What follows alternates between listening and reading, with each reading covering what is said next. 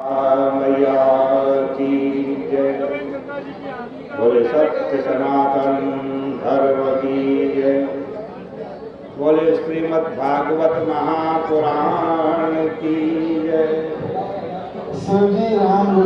बड़ी पावन चर्चा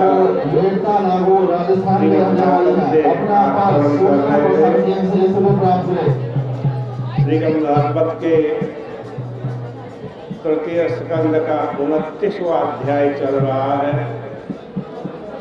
कपिल भगवान माता देवहूति को भक्ति योग बतला रहे हैं।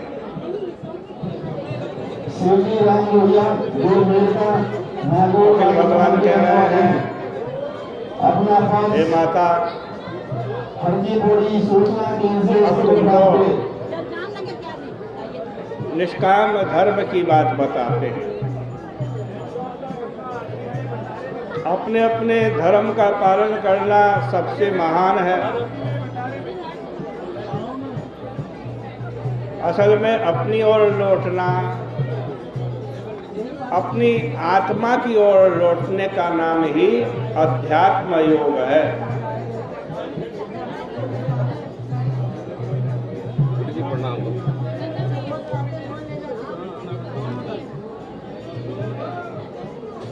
फिर लौट करके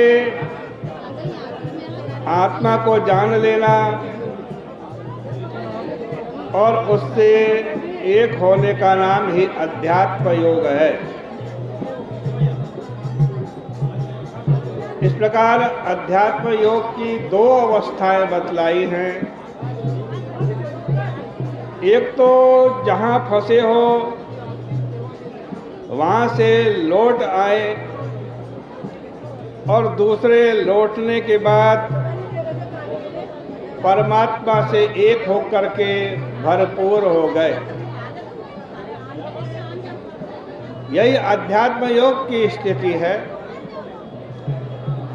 अध्यात्म योग में न राग है, न द्वेष है, न कोई अपना है, न पराया है। सारा भेद मिट गया। साधनावस्था में यह बात ध्यान में रखनी पड़ती है कि हमारे भीतर ऐसी स्थिति उत्पन्न हो रही है या नहीं। पवित्र कर्म करना, किसी को दुख नहीं पहुंचाना, भगवान की मूर्ति की पूजा करना, भगवान का दर्शन स्पर्श आदि करना, जो प्राणी सामने आए उन सब में भगवान की भावना करना, कहीं पर भी आसक्ति न करना और बड़ों का सत्कार करना। मनुष्य को सबके भीतर एक ही ईश्वर की भावना करनी चाहिए। सबके अंदर एक ही ईश्वर बैठा है, एक ही परमात्मा बैठा है।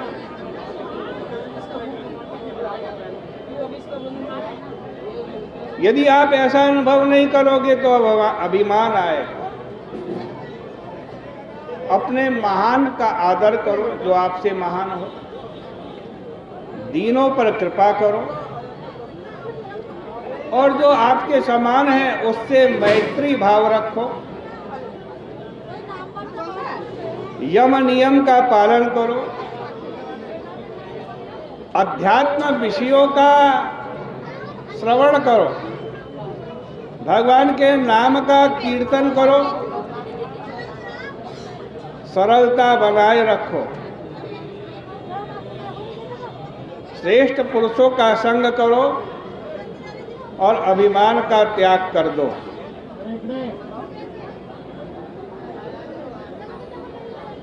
इन सब को करने से क्या होगा?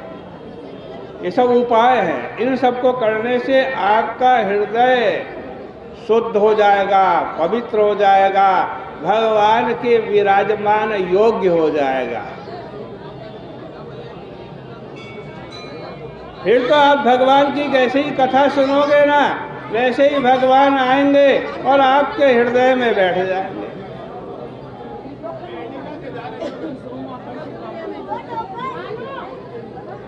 जैसे गंध हवा के रथ पर बैठकर पहले नासिका में आता है,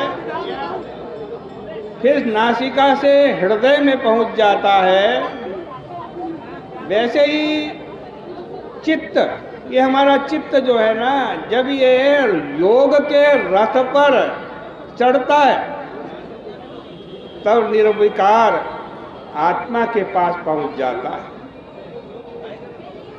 तो भागवत में बड़ी विलक्षण बात कही है, आप जरा इधर उधर ध्यान हटा करके सुनो। भगवान कह रहे हैं, स्वयं भगवान कह रहे हैं, क्या कहते हैं भगवान?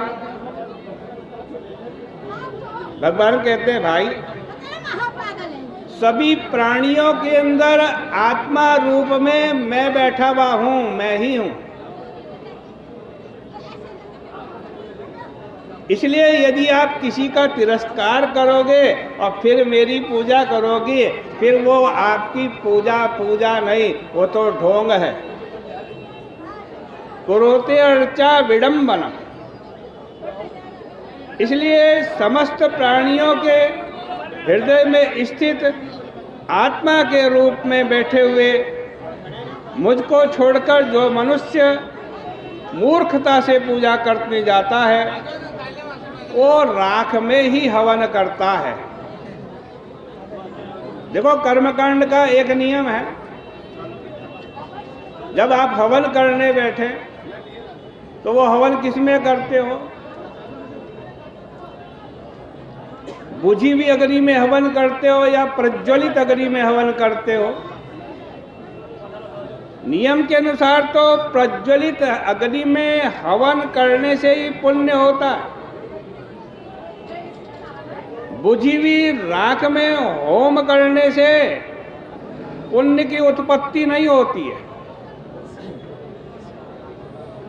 इसलिए भाई, ये अग्नि कब प्रज्वलित होगी? जब सबके अंदर नारायण का दर्शन करोगे, सबका सत्कार करोगे, सबसे प्रेम करोगे, तब अग्नि प्रज्वलित होगी।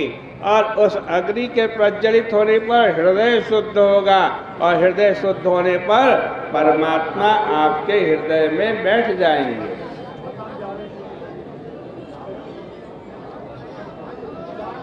भगवान की यह बात कितनी बढ़िया है कि दूसरे के शरीर में भी मैं ही तो बैठा हुआ हूं।